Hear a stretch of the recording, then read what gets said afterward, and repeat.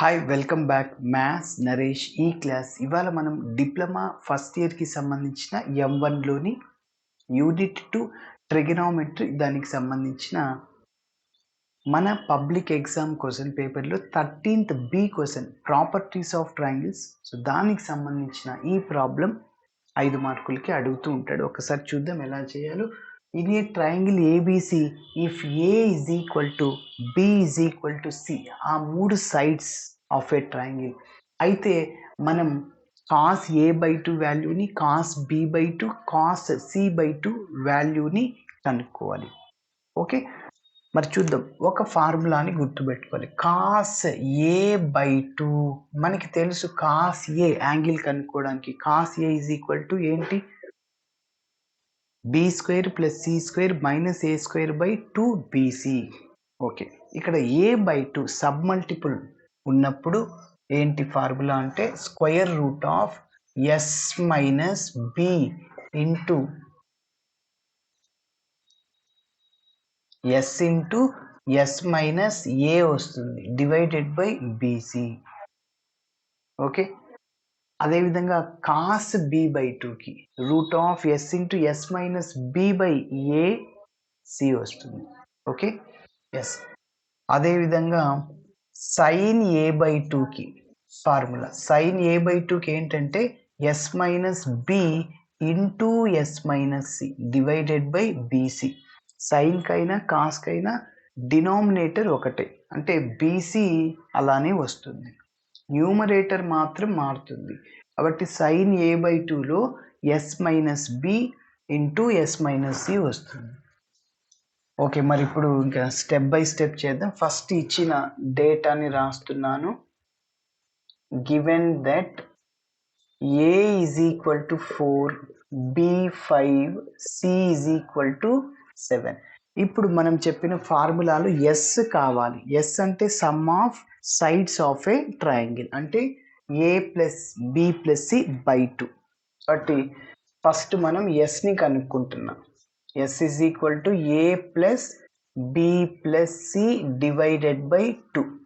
A అంటే ఇక్కడ 4, B 5, C 7 divided by 2. So మొత్తం యాడ్ చేయండి. ఇక్కడ 9, 4 + 5 again 7.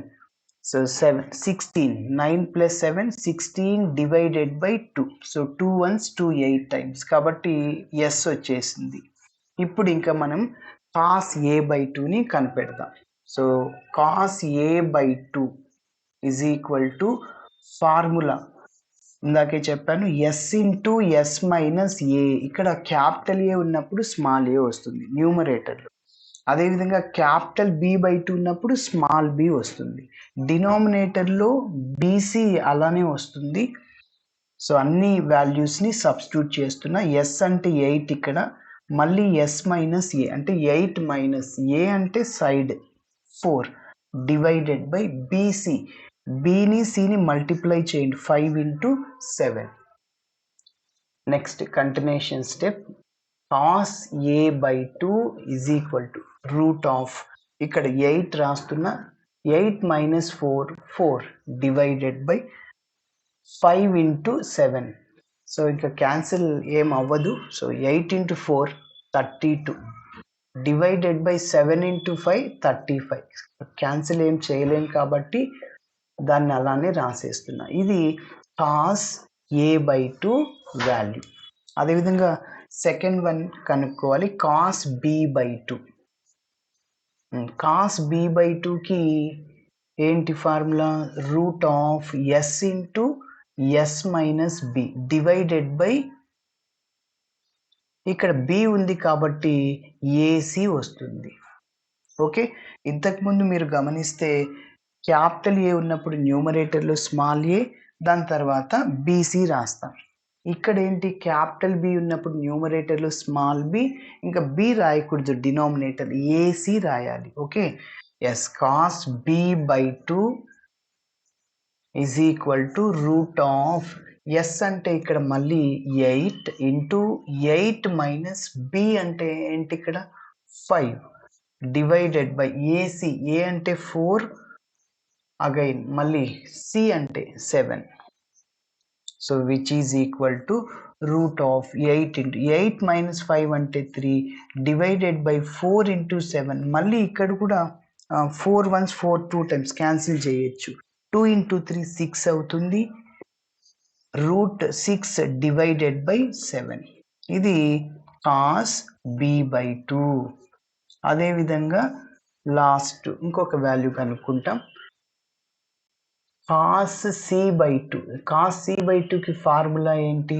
Route of S into S minus C divided by న్యూమరేటర్లో స్మాల్ సి ఉంది కాబట్టి డినామినేటర్లో మనకి ఏబిలు వస్తాయి.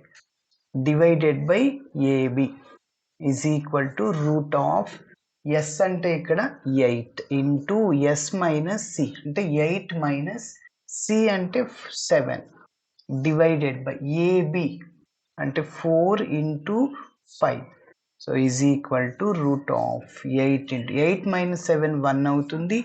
Again 4 into 5. So 4 ones 4 2 times. So root A divided by root B అంటే root of A by B 2 into 1 2 divided by 5. కాబట్టి cos C by 2 ఇది వాల్యూ. ఓకే, సో ఇలా చేయండి. Thanks for watching my video. Video నచ్చితే ఖచ్చితంగా మీ friends కూడా share చేయండి. Bye.